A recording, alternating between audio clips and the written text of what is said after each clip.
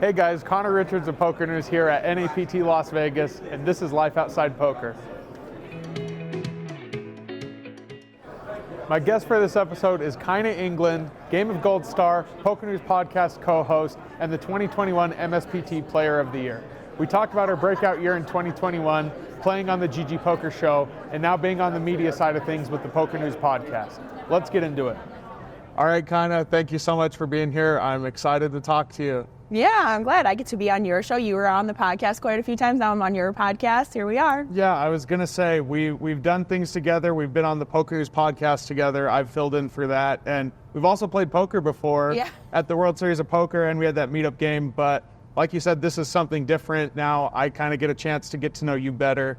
I know you're from Chicago, and Chicago seems to be a really big poker hotbed, even though it seems like maybe the legality of it is weird, like only charity tournaments are allowed or something like that. But yeah, talk about growing up in Chicago. Yeah, I mean, I'm from the Midwest. I've lived in Chicago, almost my whole life. I did go to college in Colorado for a few years, and then I went to grad school downstate in Illinois. But yeah, I pretty much started my poker career in Chicago, and surprisingly, Chicago does have a huge poker presence. We would get stops at Potawatomi and in Hammond in Indiana and in Riverside, Iowa, and it basically just would bring everybody from the Midwest to these stops because people were excited to play. They didn't mind driving. It was easy to get to. So when you'd go to these stops, you'd just see pretty much everybody from Chicago. And there was, I think, a little bit of legality with Chicago and poker, but now there's different casinos have popped up.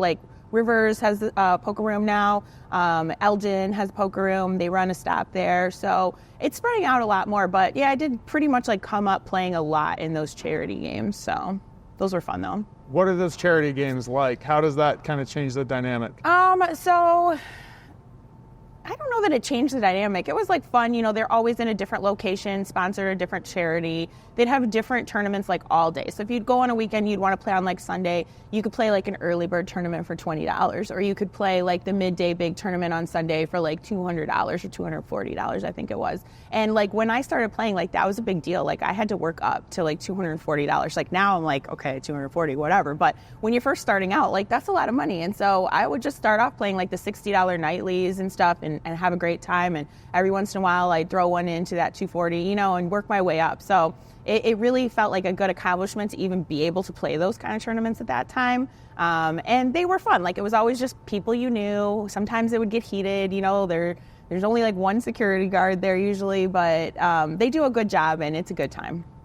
You're based here in Vegas now. Do you still get to play in Chicago ever? I try and go home for certain stops. I like it when they have the WSOP in Hammond. I'll go hit the MSPT in Battle Creek in Michigan. That one's always a big one. If I can make a trip out of it, going home and playing poker, I try and do that maybe 2 or 3 times a year. Nice. Yeah. And here's something that our cameraman Adam told me, because he's also from Chicago. Is it true that you went to the same high school as the film director John Hughes? Oh, John Hughes. Oh, I thought you meant Adam. Yeah, Adam and I went to the same high school also. But John Hughes, I think he went to that high school, but I know for a fact they filmed a lot of his movies at that high school. So on the steps where you see Ferris Bueller running down. Yeah, I literally just watched that. I think maybe on the way home from Barcelona. I just watched Ferris Bueller's Yeah, Day those Off. Steps are my high school. Yeah, that's where we used to go. I don't even remember using those steps really. I mean, we didn't really go in that way, but yep, that's my high school. That's a pretty fun fact. And so you mentioned the MSPT. We will talk because you were the Player of the Year. It was in 2021, right? Yeah, a while ago. Huge accomplishment. You're the only woman to win MSPT. When did you start grinding those Mid-States Poker Tour stops? Again, it was a thing I worked up to. So I would go up to Potawatomi would have the MSPT, and that was the closest stop to me. And I would go up there.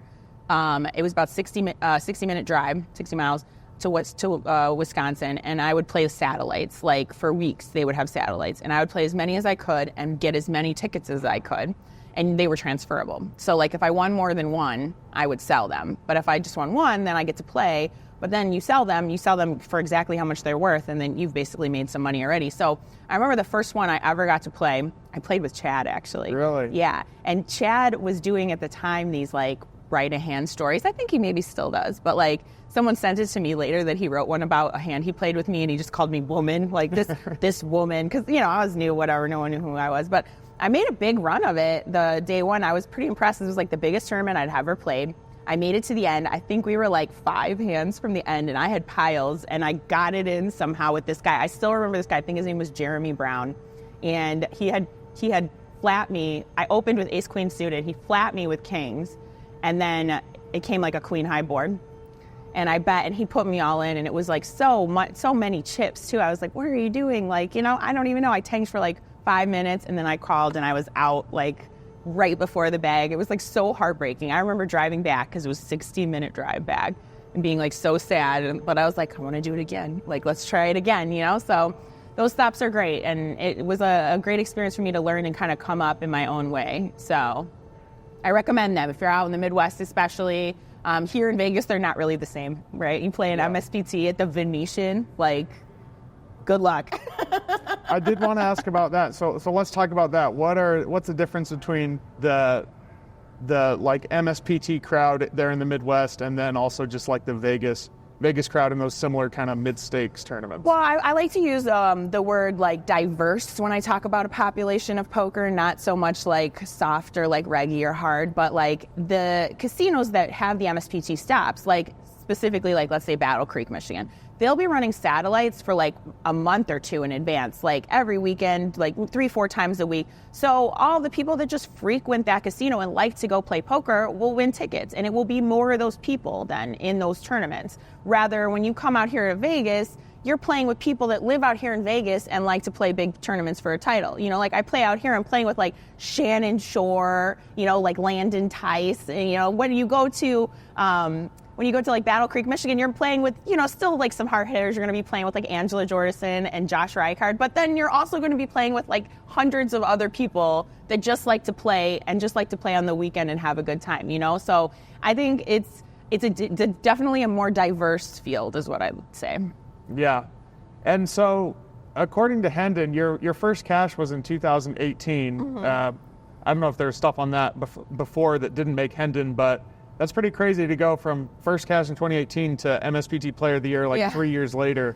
I had kind of a quick come up there, yeah. Yeah, what do you credit to that? Just diving headfirst into poker, or what made you so successful there? I think so. Yeah, I think that first cash was an HPT, which they don't have anymore. And again, I won. I think I won it like No, that was like a 350, so I played it. But yeah, I think putting the work in, honestly, like I had a job, I lost my job in 2018, and it was a corporate job, so I had a package. So I, tried to make it. I played cash a lot more. I played just the small dailies. I'd go play the nightly at that Horseshoe every day.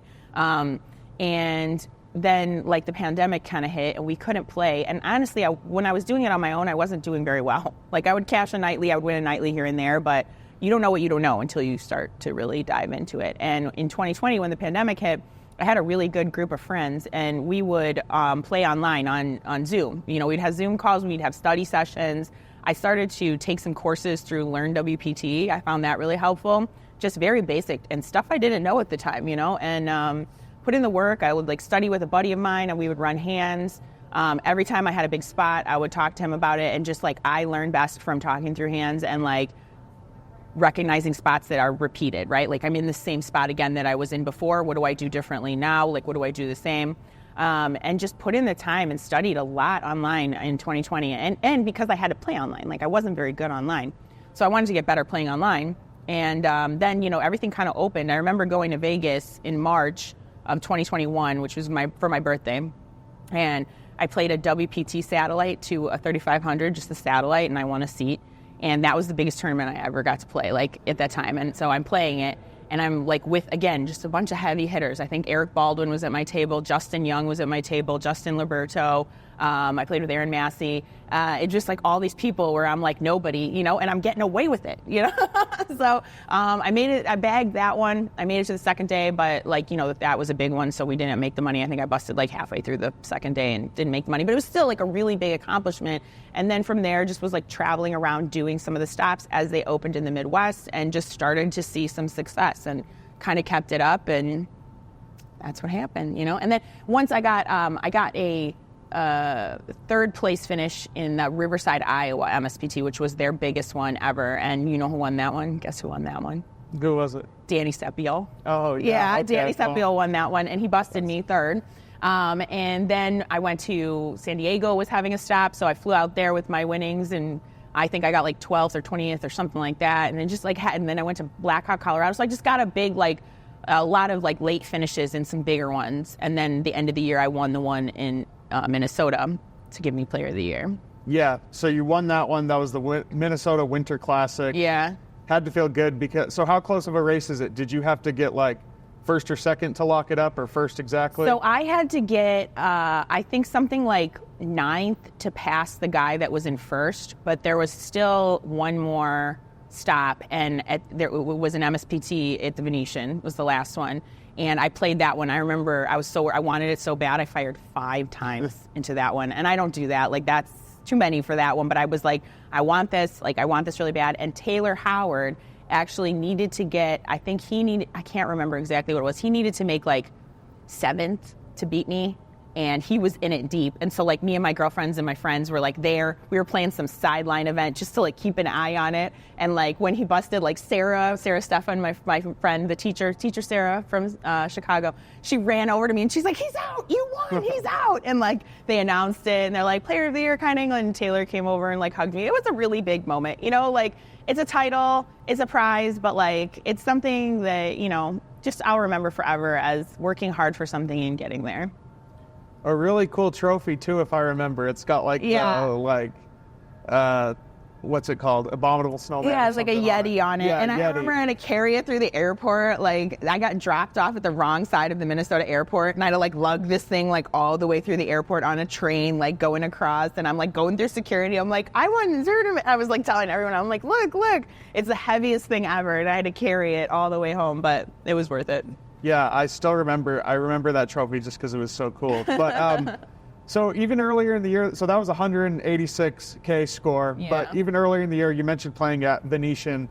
That was when you finished third in a deep stack championship. Yeah. I think that was an MSPT, maybe WPT. No, it was a WPT. WPT? Yeah. 5K Venetian WPT. And that one has a funny story too. I don't know if you want me to tell it. Let's hear it. So my buddy Luke, who I had met in Riverside, Iowa, me and Sarah went to Las Vegas to play the mystery bounty. It was the first time the win was having the $1,600 mystery bounty. We're like, that sounds fun. Let's play that. But my buddy Luke had come, and he had just won like the warm up on ACR a few weeks ago. So he had like a bunch of money, and he's like, oh, we met him out for a drink. He's like, you're not going to play the 5K? I'm like, no, Luke, I'm not. Like, you know, I had won like $80,000 or something, but like I'm traveling, I'm living off of that. Like, I'm not trying to just go play a 5K. And he's like, oh, I'll give you half. And we were drinking. And he drinks. If you know Luke, and Luke drinks. And he's like, I'll give you half. I'm like, what? And so like we go through the night, we're hanging out. I get him back to his hotel room because he was drunk. And he like gives me $2,500. He's like, you should play the 5K. And I'm like, all right, let's go to bed. I took the $2,500. I went back to my hotel room, and I woke up the next day, and I was like, I don't know. Like, should I do this? I text him. I'm like, sure we want to do this? And he's like, yeah, do it. And I just didn't want to think about what might have happened, you know, like what could have happened if I had played a 5K. So $2,500 a lot for me. I sold a piece to my buddy of my percent, and we did it, and we played this 5K. And it's funny because Luke actually was supposed to play the 5K, and then he went and played the mystery bounty. And we didn't hear from him the entire time. Like, we're like, where's Luke? What's going on? He has half of my action here. What's going on? Like, and then when I'm at this final table with the 6 people left, he shows up with like a check for like $180,000 that he had got second place in the mystery bounty, and I got third place in the 5K. And so it was like his biggest weekend ever, you know what I mean? So he convinced me to play it. And so I don't know what would have happened, you know, if I hadn't played that, but I'm glad I did it. That was crazy too, because like playing there, you're playing with like, you know, it wasn't, it was all like American poker players, right? Like really good American poker players. Like Phil Hellmuth was there. Phil Locke was there. Wow. Played with a lot of just people I was very aware were better than me, but I just like tried my best, got through it, you know? And all of a sudden we're at the final table. It was very stressful though, when we were down to like 9-handed unofficial. And I was playing with like Mike Mizrahi, and he was not very nice, let me tell you. Like he taunted me a little bit, like, there was this one big spot where like he jammed all in, like he led into me on the turn, and I was going to bluff my stuff off. Like I was going to bet him off of it because I had so many chips. And he just like bluffed into me and then showed like the whole audience the cards, and it was like aces. I'm like, okay, good play, well played, nice hand. But yeah, it was a good experience. I remember a lot of like things from that, and Scotty Wynn I played with too. Yeah, it was crazy. That was a great memory. I'm glad I got to do that. I don't know if I'll ever get to replicate an experience like that again, but in my poker career, I think that was one of the coolest tournaments I've ever been a part of. I think a lot of people would, playing a higher buy-in like that they're not used to, it's hard to perform well. You know, you're scared about the money or whatever it is, or not experienced with these type of players. How did you keep your composure in an event like that? You know, it's like, and this is something that I think people frown upon too much, is when you sell off pieces of yourself. Like, it makes you feel more comfortable. People want to have that sweat. People believe in you. And just because somebody had believed in me, people had believed in me and bought my action, and it's not me taking a huge hit here. I wasn't worried. I was just kind of focused on, I get to do this. This is cool. Try your best, And the cards did line up for me a little bit, like I got some good spots. I think like early on I flapped a set and got paid off. Just big hands that happened, and then I just made the most of them and tried not to be intimidated. I tried to look at it as, this is a cool experience. I think I met Chance Corneth during that tournament. I sat next to him and we talked a little bit, and he's a cool guy. Like, I feel like we're friendlier now, because of that. And like, honestly, yeah, I kind of just like live in the moment when you get to do something like that. Like, money is nice, right? Yeah, the money is nice, but like the experience is just as cool. Yeah. So going back to MSPT for a little bit, there's a ton of really good, like, kind of legendary MSPT players. I mainly know the ones that, come to Vegas and play these type of things, but people like Blake Bond, Richard Alsop, Josh Reichard, who are some of the heavy hitters or the toughest opponents that you've played against at MSPTs? Josh is a really good buddy of mine. We always shout him out on the podcast. He won a WPT recently too, so he's hard to play against, I would say, because like he's very aggressive, and sometimes he'll have it, sometimes he doesn't, and you don't really know him. So I would say he's probably like one of the biggest MSPT heavy hitters. I mean, Angela's been frequenting them lately too, and she's a crazy beast too. Like, I don't like to play at the same table as her. During the main this past year, we both registered the same kind of time and played the same flight, and I was so worried she'd be at my table. I'm like, I do not want to be at the same table as you. And actually, like, I was at this table and she was at this table, and we were like back to back like the whole time. So yeah, I was like, whew, just like missed it by a hair. So but she's very good. Yeah, she's a force to be reckoned with. She's coming up in poker a lot too. She won her first MSPT a couple of months ago. So, but yeah, I just like a lot of familiar faces when you play MSPTs. So it's kind of nice. It's fun. Yeah. So you mentioned Angela Jordison. I know that you have kind of like a group of friends that you play a lot of poker tournaments with. People like Haley Hanna, Lindsay, Jamie Kerstetter. Yeah. Talk about your poker group and some of the things you guys get up to in Vegas. So like I moved out to Vegas 3 years ago, and I'm like very friendly with people. Like, I make a lot of acquaintances, but I know a lot of people in poker, but I felt like it was just really kind of hard to make friends, like make real friends, right? And I think I started hanging out with like Jamie and Lindsay a little bit, and then Kristen Deerdorf, she showed me the ways a little bit, like how to go around and collect like comps and stuff, and like get free meals and like get free play and stuff. So that was always fun. And then we just kind of came together as a group to play the ladies, the Lips tournament at South Point, the team tournament. So we were Team Hot Dog.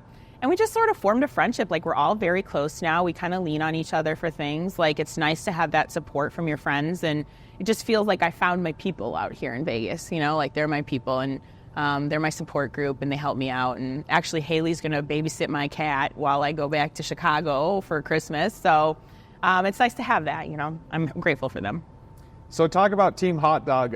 For people who don't know, South Point famously, offers like $1 hot dogs, $1.50 hot dogs. I don't know exactly what they are. But yeah, what's the story behind Team Hot Dog? We just like started somehow going to South Point a lot. Like, I live down by South Point, and like Kristen sort of does now, and Jamie does. And so we just started meeting at South Point a lot, and like we went there for some football games, and we'd get like hot dogs. They have the $1.50 hot dogs, like you said, and we all just thought that was funny. So when we joined the ladies team event at Lips, we decided to become Team South Point Hot Dogs, and that was so much fun, and South Point liked it too, and so they made us these jerseys that, you know, and so I always joke and say we are sponsored pros. We are sponsored by the hot dog cart at South Point, but they refused to give us, you know, free hot dogs. I don't know why. We'll pay for our own $1.50 hot dog, I guess. Jerseys, though, that's pretty cool. Yeah. So yeah, one of the people we talked about you being friends with is Jamie Kerstetter. While we're filming this, you know, the Women in Poker Hall of Fame had their 2024 nominees, and so, yeah, I'm not sure exactly when that will be announced, but a lot of definitely deserving women, people like Kristen Foxen. Yeah, what are your thoughts on, I don't know, who are some of the women you look up to? I like Chrissy B. Like, I met her a few times. I've played with her a few times. She's always so sweet. And she's hard to play against. I wouldn't call her scary, though, you know, because she's so sweet and nice at the table. But she's hard to play against, though. I mean, you've got to just think that she's probably the best woman poker player of all time. Like, she just is. She's reached that level where she's comfortable playing those type of tournaments. She kills them. She plays. You still see her playing like a 1K here and there. You see her playing online. She does it all. So I think just in terms of skill, she should be in it for sure. Lonnie, same thing. Lonnie's like earned her keep with her play. She's done a lot, accomplished a lot as far as a woman poker player. And then Jamie is very diverse though in what she's doing for poker. Like, she's opening up a lot of opportunity for women. She's hosting meetup games at the Venetian every month now for women and making them a fun time. I've played all of them so far. There's one on November 16th. Check it out if you're around in Las Vegas. She works for WPT Global. I think she's a marketing director. I don't know. It's like when your friends have a job and you don't really know what they do. It's like that. So sorry, Jamie. Every time I'm like, I don't know. She does some poker stuff. But she, you know, tries to make a good experience for players. She's done commentary. She's also a successful poker player. She's kills it online. So I think in terms of looking at like a whole scope of accomplishments, I think she really deserves to be in there. So I'm rooting for her. Yeah, definitely well deserving. We talked about Kristen Foxen. She kind of infamously had that bust out at the World Series of Poker in the main event. Came really close in making that final table, which a lot of people were looking forward to, and she really went for it. I think you talked about it on the PokerNews podcast, and I don't know, do you remember that hand? What are your thoughts on I was actually watching the live stream with the girls. Like, we were watching every single day rooting for Kristen, and there was one spot where, like, I think she needed an ace on the river, and she got it, and we screamed. Like, we erupted. Yeah. We were so excited. We really wanted to see her do it, because as a woman poker player who plays the main event, I want to do it, right? Every year, I want it to be me. But if it's not me, I want to cheer for the women that it could be along the way, right? And to see it be her would just be amazing. Like, and it's such an accomplishment. And I know we all wanted it to be her, and it wasn't, but she still played her heart out, and it's like, good for you for going with it. Everybody's going to call that a punt. I don't know, maybe in somebody's eyes it is, but you're playing days on days on days on end, and you think something is a good play, and in you know, a vacuum, maybe it is, right? Like, and it doesn't work out, right? And I like to say, just because something doesn't work out doesn't make it wrong, right? It just didn't work out at that point in time. Like, Joe Sirac had like ace king, and he calls her, and that just sucks. But you know, we're going to see it happen one of these days. Maybe this year, who knows? I hope it's me. If it's not me, I'll cheer for whoever it is along the way. Yeah, it would have been cool to see, but it will happen eventually. Okay, so one thing we have to talk about is you were on Game of Gold, which was this GG Poker show that really just kind of became the biggest thing in poker. Everybody talked about it. Everybody followed each episode. There was some drama on it, lots of memorable moments. Yeah. How did that come together? How did you get invited on that? So it was the summer of 2022. I don't know if it was summer. That was the summer WSOP, right? That was the one. Okay, because I'm confusing it with the one that was in October. So I had met Maria Ho through some ladies stuff, and she just like reached out to me and was like, "Hey, they're doing this reality show. Would you be interested in being a part of it?" And I was like, okay, you know, it's no harm in like hearing about it. So she set up an interview. I met with the CEO of GG and had an interview. That was such a crazy interview, dude. Dude is like intense, asked me some crazy questions. I'm like, yes, I'm ready for it. I can do it. And then I had to wait and hear back, a couple of weeks. He's like, it's going to be in Korea, so you have to be ready to go to Korea. I'm like, okay. And it was like, I was told it was like going to be in October, like September, October. And this was like August, I'm like, am I going? Like, I don't know. Like, so I was like, sit there, like waiting to find out. And then they told me, a few weeks ahead of time, yes, we would like you to be on the show. They wanted to have 4 women. Maria told me they wanted like accomplished women, like women that had been like successful in poker. I think they reached out to a few other people. They couldn't make it happen with like the travel. So I'm just really grateful I got to be part of that. Yeah. And then I went to Korea. We filmed it for like 2.5 weeks. I got to be shown around, a good time. Like I met some good friends out there. It was a great experience. I wouldn't take it back for anything. Of course I would have wanted to win. And I didn't go into it being like, I'm going to win, but like the thought is always at the back of your head. And then you make the last episode, you make the final table, you're like, oh my God, like I could win now. Like this could happen. I could win. But it was still cool. Like it was still a good experience. I had a great time. I met some new people. And like I said, I wouldn't trade it for the world. And you were on Team Diamond. So yeah. I think your team was Josh Aryeh, Maria Ho, who you were talking about, and then Jungle Man. Yeah. And that was funny. There were some funny clips with you and Jungle Man. It kind of looked like he was being rude to you. I actually interviewed him on here, and I think he kind of apologized or said that, like he didn't realize how he was coming across. But yeah, how'd you like that Team Diamonds? I enjoyed it. I mean, I think the dynamic was to catch people saying stuff. Like they said some stuff about me, which is fine. Like, I was the least experienced. I was nervous. I like demanded my wine before I was like going to go play. I'm like, please, I do better, I swear. And, I had to go first, so it was nerve-wracking. But Jungle Man he's a sweetheart. He lives in his own world where, like poker and strategy and stuff like that make a lot of sense to him. But like sometimes he's just very blunt, or he's just in his own space and he just wants to be in his own space. We were in that room for like hours and hours, and they wanted us to interact. So I'm like trying. And plus, if you're sitting in a room alone with Jungle Man watching a heads up play, like wouldn't you pick his brain too? I'm like trying to like learn here. Let's go, man. And he just wanted to nap. So it made for like a funny exchange on the show, and no, like, we have no hard feelings. I see him, I say hi, it's great. Like, he's a good guy. I was going to say, do you think there's a camaraderie among all of you who are on that show? Do you guys see each other at stops and say hi to each other? I think so, yeah. Like, I feel like I'm pretty good friends with Maria. She always, like, will check in on me here and there. Be like, how are you doing today? Where are you going next? And Olga, I made pretty good friends with. Like, nice. Olga and I keep in touch. Like, happy to see she's had a lot of success. She's just, like, a really cool person to hang out with. And yeah, like, Robin Poker is pretty cool, too. Yeah, he's always sweet. And he'll viral even. Like, it's funny. Like, we have this joke because me and my friends here in Vegas, when we were watching the show, I told them, I'm like, Yo Viral would call me Kyna all the time. And I let him because it sounded cool. Like, he's French, whatever. He's the only person. I just didn't correct him ever. And we were talking about something in the room. I forget one time. And I said something. And he's like, Kyna, don't say stupid. Don't say stupid, Kyna. And I was like, okay, just started laughing. And so now, like, that just pops into my head all the time. Like, my friends think it was hilarious. Like, I told them when we were watching the show, I'm like, yep, it just makes sense. It's such a, like, Yo Viral thing to say. Don't say stupid, Kyna. Don't say stupid. So, yeah, it was cool, though. Great experience. He was, yeah, Yo Viral specifically was super memorable on that show.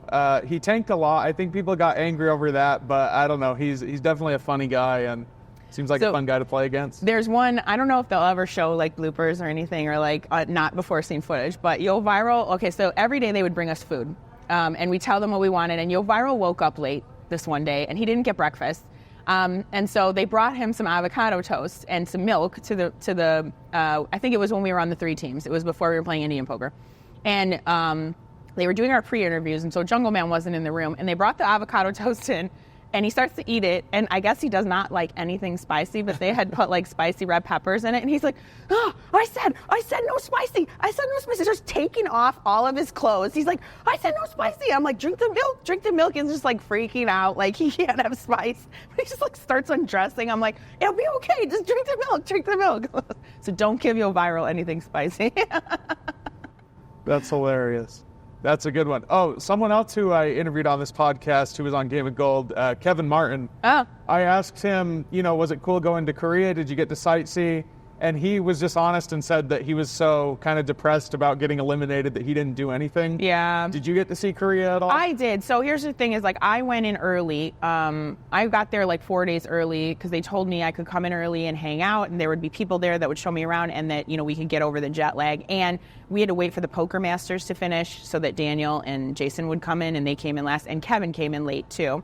So I got plenty of time to do stuff, but like I was in the whole show, you know, too. So after the show was done filming, we were still there for like 2 or 3 more days, and like me and Nikita and Yoviral, they took us to Incheon, to the casino, to the Palace, and there was an APT going on there, and so like I played one of the like $400 like daily events there. That was cool. I didn't cash, but and they played some high roller event that was there, so that was really cool. We got to see, and you know, like every night we had somebody there that would take us out to dinner or like take us to shops if we wanted to, and or we could just hang out at the hotel and have dinner, and like, you know, it was great. There was it was like there was no day where I was like, I don't know what to do with myself, you know, like it was a great trip. Sounds like it, yeah. I've never been to Korea. My dad's actually done like some business over there, so I've always wanted to go, but yeah, it seems like a fun place. It was a cool way to go too, because like, you know, it's scary when you go, if you went there by yourself, you'd have to like figure out stuff, like get yourself around. Like I had a little handler, like my friend Kay, you know, and we're good buddies now too. She was just always with me. We liked to drink. We'd go have drinks. We'd go have dinner. She'd, you know, take me around town. It was really fun. Yeah, it sounds fun. Yeah. So something else that you've recently got involved in that we've talked a little bit about is you're now a co-host on the PokerNews Podcast, which has been around for a while, but it recently became a video format.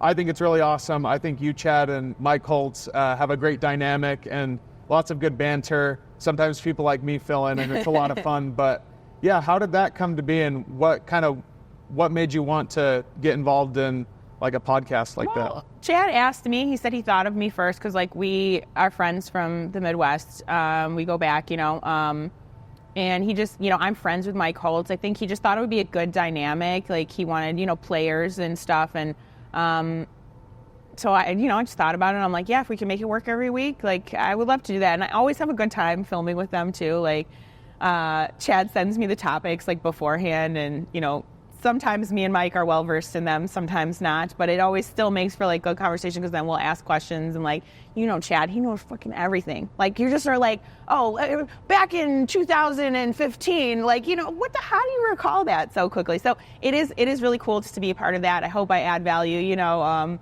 to it, but if I don't, I have a great time doing it, and I've had a blast. I hope we can continue doing it.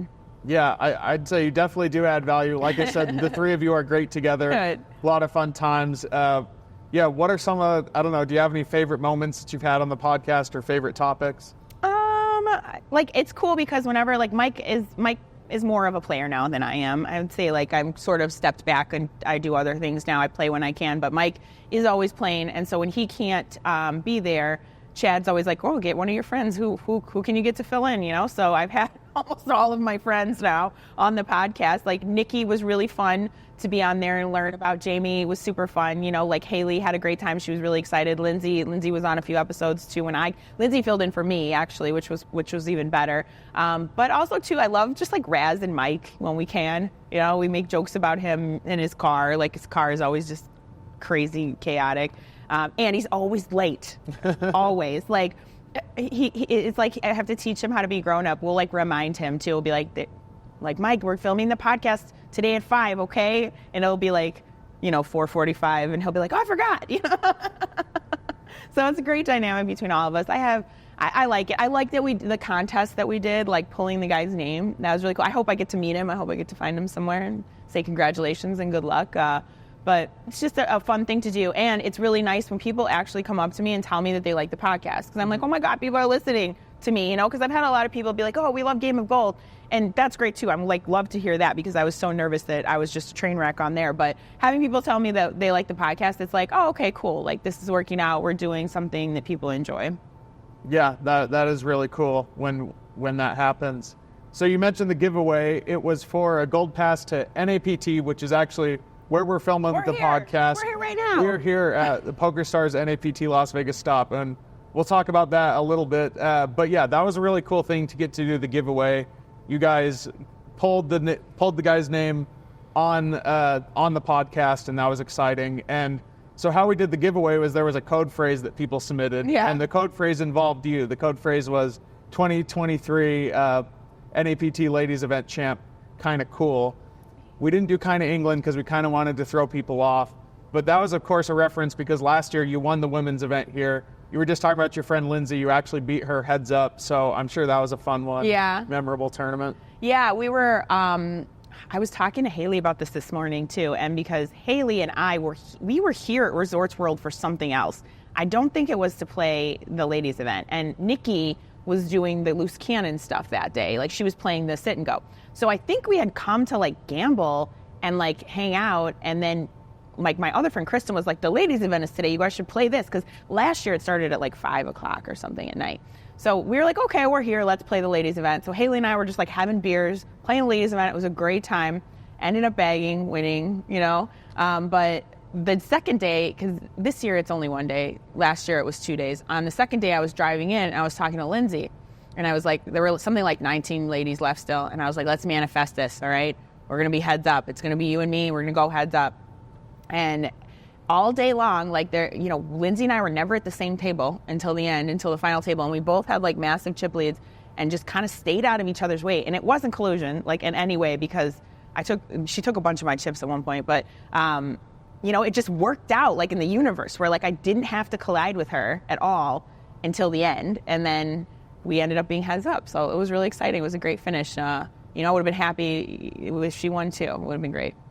That's super exciting. And this year's ladies event, they added a few things. They added a guaranteed prize pool, which I think is awesome. Yeah. You don't see that very often in women's events, so that's cool. And I'm sure we're going to see you trying to defend that title. I know, right? Yeah, that would be great. I mean, I will be excited for any lady that wins, though. I mean, 2 in a row, that's pretty hard, but I'll give it my best. So I'll try.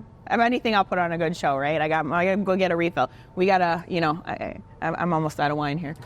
We'll get you a refill. But so we're here at NAPT. I was just live reporting the Mystery Bounty event. That was a fun one. Have you played anything yet? What are you planning on playing? I haven't. I just, you know, I kind of wanted to, I was looking forward to this ladies event. I didn't really want to play the Mystery Bounty this weekend. Just, you know, sometimes you just aren't feeling it. Yeah. I just wasn't. I came by and I said hi to everybody, though. Lindsay and I had dinner here on Friday. Said hi to a few people, wished everybody good luck. But, you know, the ladies event's what I'm looking forward to. Maybe whatever is this weekend, I'll take a look at. But got some other stuff going on, and I'm like gearing up to go to London for the women's event over there. So yeah, save it.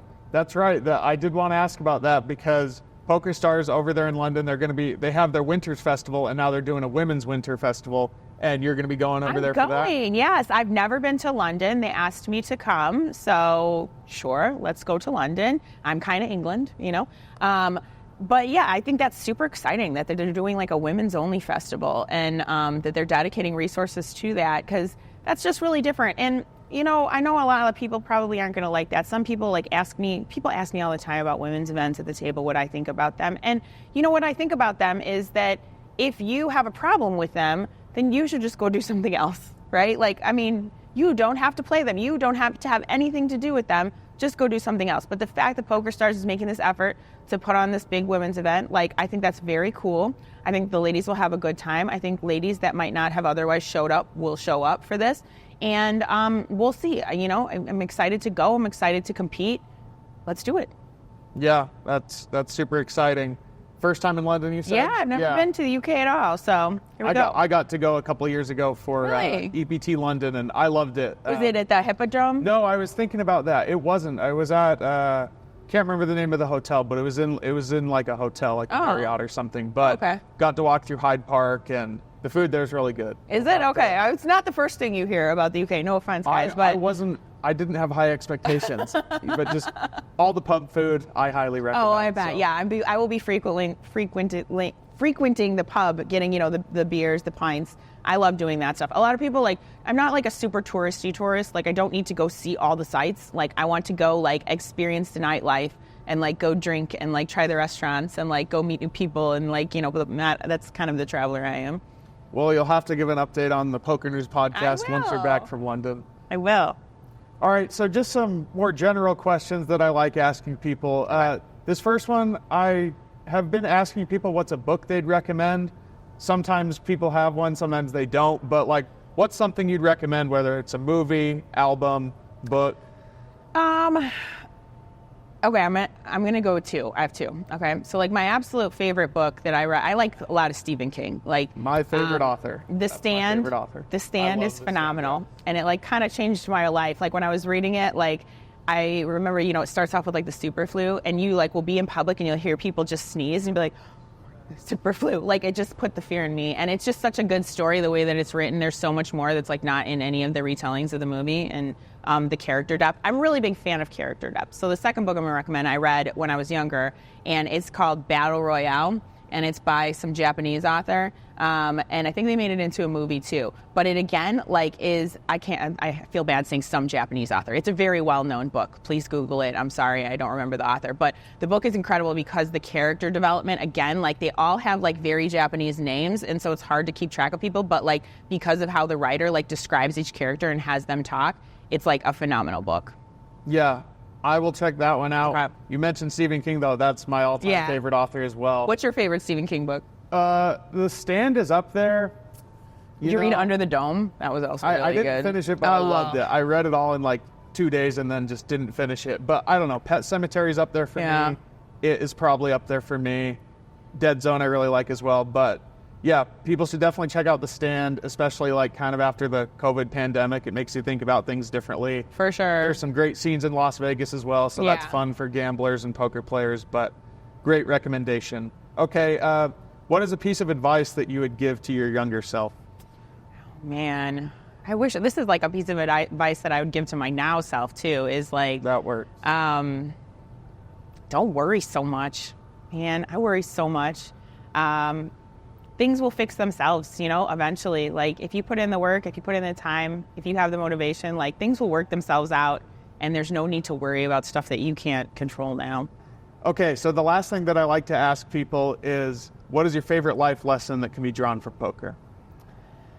I have to tell myself a lot of the times that like money is easy, but success is hard. So like focusing on the non-monetary things can sometimes help you get through tough times, right? Like you do this to make money in the long run, right? But like it's also you want to be like any job, focus on how successful you've been, what you've accomplished, the relationships you've built, the things outside of just looking at the money behind it.